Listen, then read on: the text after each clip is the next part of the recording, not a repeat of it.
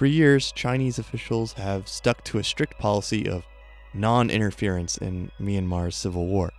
They've brushed off international accusations of interference, presenting themselves as a neutral, benevolent neighbor. But in the world of geopolitics, neutrality is a stance in and of itself, and the truth on the ground in Myanmar is far more complicated. Myanmar and China share a long history, one that has survived coups, civil wars, and uneasy periods of peace. But, as the ancient strategist Sun Tzu once warned, even the finest sword, when plunged into salt water, will eventually rust.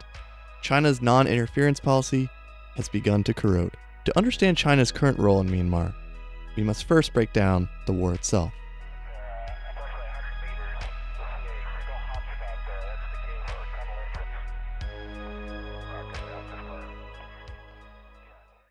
The fire was lit in 2021 when the Myanmar military, known as the Tatmadaw, or the junta, staged a coup. Claiming widespread election fraud, the junta overthrew the weak democratic civilian government and reclaimed their decades-long control over the political system of Myanmar. This power vacuum caused by the junta's coup reignited a decades-old conflict. Quickly, many groups, including the now government in exile, aimed at recontrolling the country by force, thus starting the civil war. This war has been especially violent as Myanmar is a patchwork of ethnic and political groups, many with long-standing grievances against the central government. After the coup, this web of over 500 armed groups quickly mobilized and entered in this armed struggle against the junta. Some of these non-state actors were already well established and had played a central role in the country's recent history, while other groups only formed in response to the coup. Many of these groups, scattered in every corner of the country, are known as ethnic armed organizations, or EAOs for short, which function like independent states or at least large resistance groups. Some of these groups are aligned with the junta, some are fiercely against it, and others have remained neutral. This volatile landscape has become the stage for a new kind of war, one where China's interests are increasingly at risk. The focus of this video is China and its current involvement in the Myanmar civil war, with China having the largest foreign influence in the war itself. Though it is important to mention that, like any civil war, China is far from the only country with its cards in the game. But given the complex situation on the ground in Myanmar, and Beijing being the largest outside force in the conflict, it is very important to know their enormous role in the progress of the war.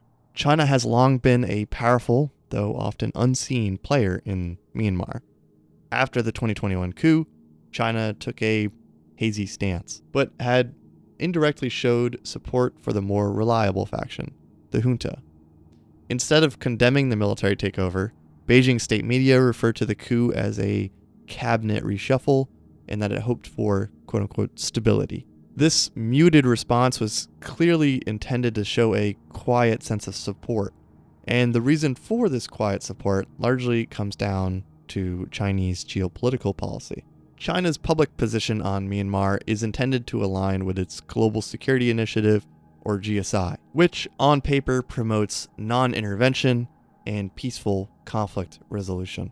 But clearly in Myanmar, this policy is facing a critical test. As is often the case for China, the economic fallout of the war has resulted in questions of how far China will go to maintain their policy of non-intervention, especially when billions are on the table. In recent years, Myanmar has become a key example of Chinese investment. China has invested over $21 billion in the country, much of it being tied to the China-Myanmar Economic Corridor, or CMEC. The CMEC plays a vital part of the Belt and Road Initiative, and it is designed to provide China with a crucial alternative route for global energy supplies. As it stands, approximately 80% of Chinese energy imports travel through the vulnerable Strait of Malacca, a potential choke point in the case of a heightened trade war with the West. The CMEC bypasses this, offering a direct overland connection to the Bay of Bengal and from there to Middle Eastern energy. The oil and gas pipelines that cross Myanmar are just one part of a vast network of Chinese assets in the country, including a deep sea port, roads, factories, and power grids. Thus, the war's increasing challenge to the safe operation of these investments has pulled Beijing deeper into the mud. It has escalated so far that to protect these investments, China has deployed private security companies, or PSCs, into Myanmar, which are armed contractors tasked with protecting Chinese infrastructure in conflict zones. PSCs have largely only been seen operating in Africa, with fully equipped security contractors guarding essential Chinese investments along the Belt and Road Initiative. The introduction of PSCs into Myanmar, while seemingly defensive, is a significant escalation and a clear departure from the official policy of non-interference discussed earlier. The question remains, though, to what extent is China willing to go to protect these assets? This declaration of neutrality in accordance with the GSI cannot last forever. As the civil war has escalated, China's position has become increasingly untenable. The junta has been fighting a more powerful enemy than initially anticipated and has reached out to its allies in Beijing for help. In a bid to consolidate power, the Tatmadaw began receiving renewed military assistance from Beijing. Light combat aircraft, artillery, and electronic jamming technology have been delivered straight to the junta, posing a direct threat to rebel EAOs and the region itself. This funding also represents China's initial intentions to back the junta with full military support. However, the balance of power shifted dramatically in October of 2023 with the launch of Operation 1027. 1027 was a coordinated offensive by the Three Brotherhood Alliance, a collection of three larger EAOs, and they inflicted a series of devastating defeats on the junta, capturing key military strongholds, factories, and numerous other security outposts.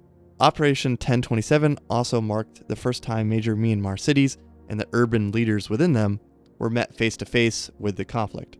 China initially attempted to broker a peace deal amidst 1027's sweeping expansion into junta territory, but the operation continued nonetheless, emboldened by its growing success. Although 1027 eventually slowed and even lost ground in some areas, it marked the beginning of a major coordination amongst Myanmar EAOs. This has put Beijing in a difficult position. Chinese-backed companies and investments are now at the mercy of unpredictable, non-state actors. Factories and critical infrastructure have repeatedly fallen in and out of junta control, jeopardizing millions in Chinese investment. This has led to an increase in border closures and power cutoffs to ethnic areas, often controlled by EAO groups. China's expansion into Myanmar's security, power, and energy sectors have allowed it to strangle areas not in line with Beijing's demands. This has created some enemies in the process, the effects of which are still ongoing. Thus, shifting tides have also brought shifting narratives from Beijing. As the junta has slowly become a less reliable ally to the CCP, China has increasingly looked to other actors within the region. China's relationship with the EAOs is far from adversarial, despite some brief flashpoints. In some cases, the connections are deeply embedded. Consider the Wa State. This autonomous region on the China-Myanmar border is governed by the United Wa State Party. This majority Chinese EAO is officially neutral. However, the Wa State has become a central hub for the distribution of Chinese-made weapons to various EAOs. Despite Beijing's denials, arm traces have come back to China, and Chinese arms have appeared across the conflict zones. Chinese connections to the largest EAOs have allowed them to pull the strings on numerous different groups within the civil war, such as forcing temporary ceasefires or restricting weapons from certain groups. China is walking a tightrope, and their mission isn't exactly clear. It supports the military junta to protect its vast economic interests, while simultaneously wielding influence over key EAOs along its border to maintain a degree of border security. At times, this has led to threats against EAO leadership and other major stakeholders, a sign of Beijing's unease with being drawn too deeply into a conflict it can't fully control. The war's unpredictability has shattered China's quest for a simple, neutral stance. The rebellion has proven far more resilient and advanced than initially anticipated, and the junta has proven more unpredictable than initially thought. The water is murky as to where China stands. Some opposition groups, such as the National Unity Government, made up mostly of the government in exile, have even maintained positive relations with China despite associations with the West, showing just how complex the situation has become. In the end, China wants predictability, especially along its borders with a country in a violent civil war. But in Myanmar, that is no longer possible. The tide of the rebellion is accelerating, and Beijing's attempts at ceasefires have largely failed. The fragility of the region is somewhat to blame due to China. Perhaps this is by Beijing's design, or from political failure. Nonetheless, by attempting to support both sides, China is, in effect, taking a side. For Beijing, the path ahead is fraught.